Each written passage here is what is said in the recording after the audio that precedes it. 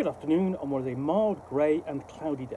It is Saturday the 3rd of February and I'm in the reading with a nice hot cup of tea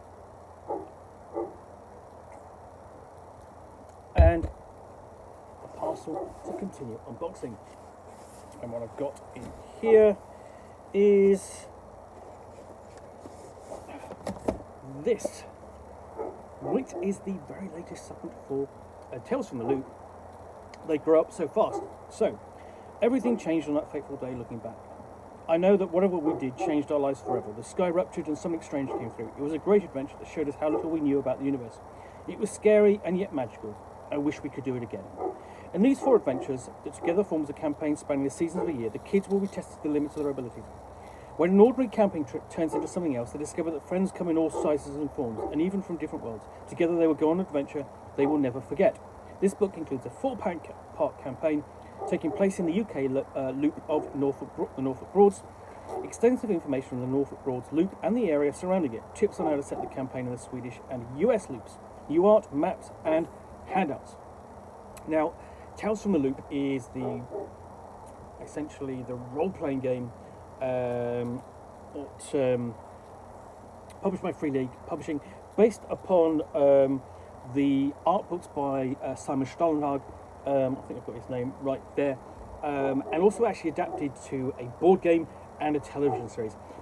And it's set in an alternative 1980s where both Sweden and the US essentially established a particle accelerator underneath countries, and there was a disaster attached to it, and the player characters are aged between 11 and 15, and they essentially have adventures in and around the area within and about the remains of this what's known as the loop, and including things like, there are vehicles which will actually fly, sort of like anti-gravity vehicles that will fly around certain parts of the world and deliver passengers and freight, essentially sort of like pretty much like cargo vessels, and there are advanced robots and the like. So we open up and we have the Norfolk Broads, the loop. So it's an interesting place to put it in the east of England, and what I love about this essentially is the maps in Tales from the Loop are absolutely fantastic. They really have a very sort of like period feel to them. They have, excuse me, there's also sort of like an architectural feel to the style and the layout. And that continues inside the book, whereas, as is traditional, you have the standard layout for a Free League book, which is to have, here's the contents page, and the essentially the piece of artwork that precedes each chapter at the top of each chapter, listing in the contents page. So we get onto the introduction, describing the area, setting the ground work for the campaign itself, and here we have description of the Norfolk Broads and talking about its themes. The Norfolk, what the nature of the Norfolk Broads, living in Norfolk, what the UK was like in the 1980s, growing up in the Broads, things to do in the 1980s, going to the beach, playing soccer, watching TV, BMXing and exploring, and so on, visiting nearby town of Great Yarmouth. And so one of the things about essentially Tales from the Loop is, if you are of a certain age, like myself, who grew up in the 80s, a lot of this will be familiar. Certainly for this setting, and then you've got the US loop, the USA loop, which is in Nevada, for American players, and then for Swedish players, you have the loop in Sweden. So here we've got the background upon the British loop, the English loop, and that map again.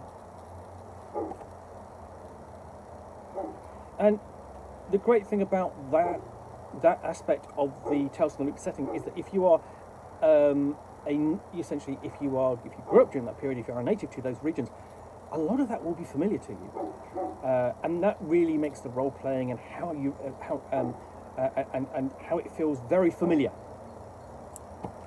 And I mean, essentially, with the things like the Children's Film Council here in Britain, we had a series of films and television series actually made exploring essentially the children adventurer genre, and into which Tales from the Loop falls. And here we have Guide to Creation of Kids, and we also got a picture of a pleasure craft, essentially a yacht, or actually that's possibly a barge, travelling on the Norfolk Broads, because basically Norfolk Broads is a fairly flat area of a series of waterways. Here's the connection, a possible adaptation to the Swedish loop as well, and also to the loop in the USA near Boulder City. So we're getting to the first scenario, Easter egg hunt. So this is dealing with spring, introducing the kids, introducing the mystery,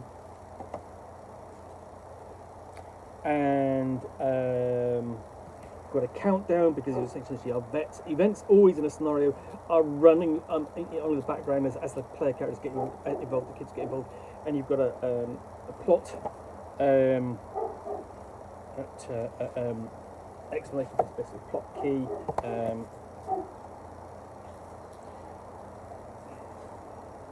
Various locations. So there's the one location with the map of it, and then into Great Yarmouth, and you've also got almost like a donkey robot there. And the maps are really great. I mean, they just feel really nice. You basically do get the feel across, and you've got the strange encounters with these eggs, hence the Easter egg hunt. NPCs, illustrations, and then the best of what might be here. Essentially, I'm presuming the sort of the kids have got hold of an egg and are hiding it and incubating it, as it were, in their shed or hideout. Plot breakdown. A couple of images basically there of the Broads, and then basically placing the locations in the different loops if you're doing that. So Norfolk Broads, the Swedish loop, then the Boulder City loop as well. So there's that adaptability already built into this book, and that's another bonus.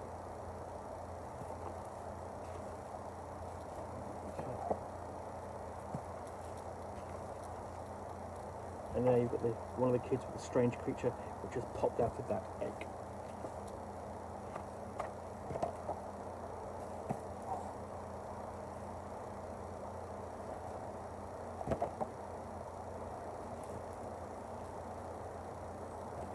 So you've got a bit of repetition in terms of the artwork within the scenarios, with the NPCs.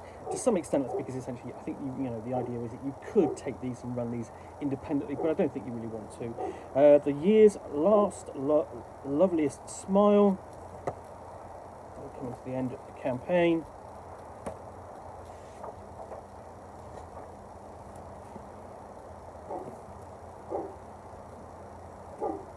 And again, maps of the different locations for wherever you're going to be setting, they grow up so fast. Creature countdown, UFO club countdown. So countdowns built in, locations and how to travel between them.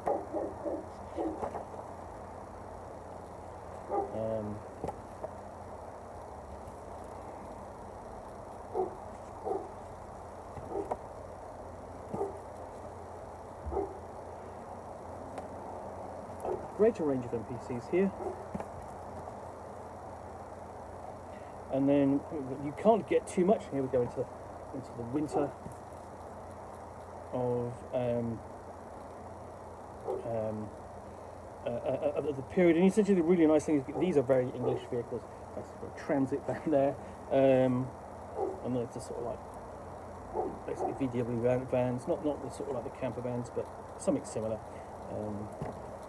Got timeline, basically plot, outline, maps again of the different loops and the locations where they will, the scenario will be placed within those, within sort of like the area of those loops.